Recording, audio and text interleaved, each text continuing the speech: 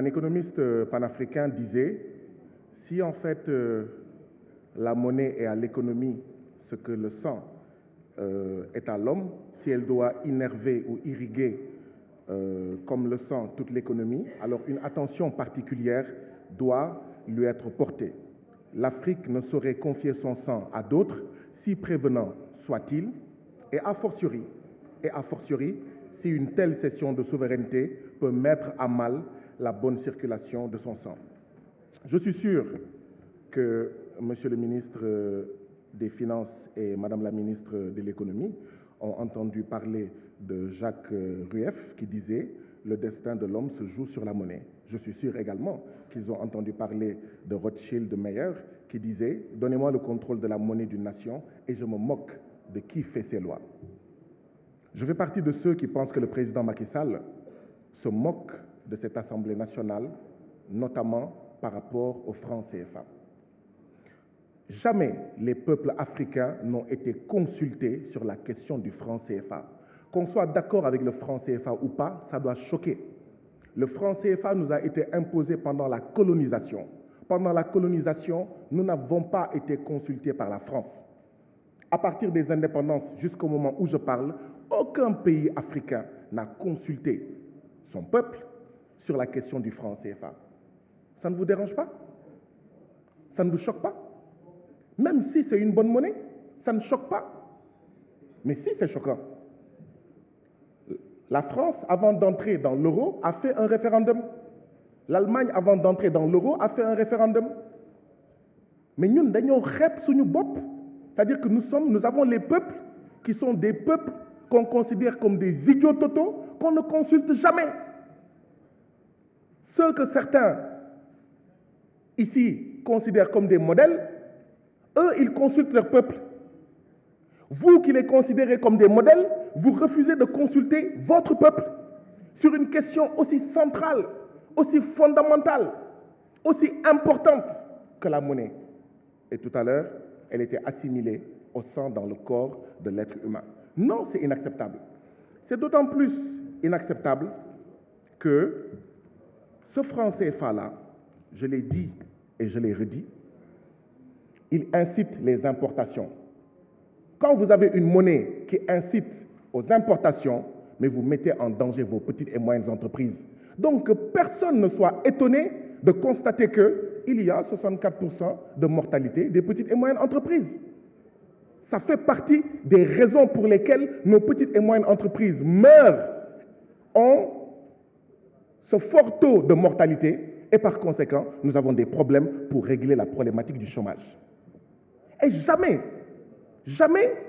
on ne consulte le peuple sénégalais, le peuple togolais, le peuple béninois sur la question du franc CFA. Certains Sénégalais pensent que le Sénégal est plus démocratique que les pays d'Afrique centrale. Mais les pays de l'Afrique centrale, la CEMAC, ils ont organisé les assises du franc CFA.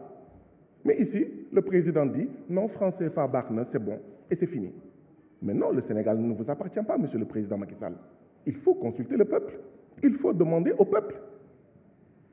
Mais je comprends très bien que quand vous avez certains qui font partie d'une race d'hommes politiques de la plus vile et sotte espèce, mais vous n'êtes pas encouragé à consulter votre peuple. Parce qu'ils vous ramènent au bas. Ils ne sont pas intéressés par les débats. Ils ne sont pas intéressés par l'avenir de ce pays. Alors, vous avez une monnaie qui rend vos marchandises qui vont à l'extérieur pas suffisamment compétitives. Vous avez une monnaie qui restreint les moyens de financer votre économie. Vos patrons ont des difficultés pour avoir suffisamment de prêts et à des conditions les plus en fait faciles. Mais c'est quoi cette monnaie du franc CFA? On dit le franc CFA c'est notre monnaie et nous avons tous entendu à l'époque Édouard Balladur dire la dévaluation du franc CFA c'est moi. Vous vous en souvenez, monsieur le ministre? La dévaluation du franc CFA c'est moi, c'est Édouard Balladur qui le disait. C'est ça notre monnaie? Une monnaie dont on ne décide pas de sa dévaluation? Mais c'est quoi cette monnaie où vous avez le Ghana, vous avez le Nigeria, l'Afrique du Sud, le Maroc, l'Égypte, l'Algérie, la RDC, le Soudan, qui ont leur propre usine et imprimerie de confection de signes monétaires. Nous, depuis 1960, nous, 8 pays de la zone franc CFA, nous sommes incapables de fabriquer le franc CFA. Nous, 8 pays, ici en Afrique. Alors que le Ghana, un pays, arrive à confectionner sa monnaie chez lui. Alors que le Soudan, chez lui, arrive à confectionner sa monnaie. Alors que le Nigeria, chez lui, arrive à confectionner sa monnaie. Le Maroc, l'Égypte, l'Algérie. Nous, 8 pays. Mais quand nous faire, nous n'arrivons pas, 8 pays. Même le Kenya arrive à dire à la société qui fabrique sa monnaie, bah, vous allez délocaliser votre entreprise au Kenya pour fabriquer la monnaie au Kenya. Même ça, nous, 8 pays, on ne peut pas l'avoir. Mais voilà nos divergences avec le président Macky Sall. C'est rien d'autre. Voilà nos divergences avec le président Macky Sall. Et donc oui, il y a un nouvel accord de coopération monétaire entre la France et les pays de l'UEMOA, après celui de 1973. Mais il faut rappeler que cet accord, nous l'avons tous entendu par la radio. Oui, nous l'avons tous entendu à la radio. Contrairement à l'UMOA, la CEMAC, je l'ai dit tout à l'heure, a la semaine dernière procédé aux assises nationales du franc CFA. À quand les assises du franc CFA ici en Afrique de l'Ouest, ici au Sénégal? Rappelez aussi que le 21 décembre 2019, Macron avait dit « J'ai entendu la jeunesse africaine ». Nous, on s'en fout, on s'en moque d'Emmanuel Macron. Ce n'est pas à lui qu'on parle. On aurait souhaité que le président Macky Sall dise « On a entendu la jeunesse africaine ». On aurait souhaité que Ouattara et Talon disent « On a entendu la jeunesse africaine qui ne veut plus du franc CFA ». Mais c'est une honte que ce soit le président français qui dise « J'ai entendu la jeunesse africaine ».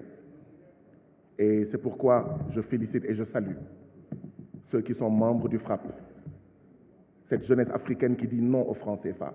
Je salue des économistes comme Demba Moussa Dembélé, comme Nongo Samba Sylla, et mon jeune frère et camarade, Pape Abdoulaye Seck, qui sont des économistes debout, qui disent non à la domination, à l'oppression monétaire, à l'occupation monétaire.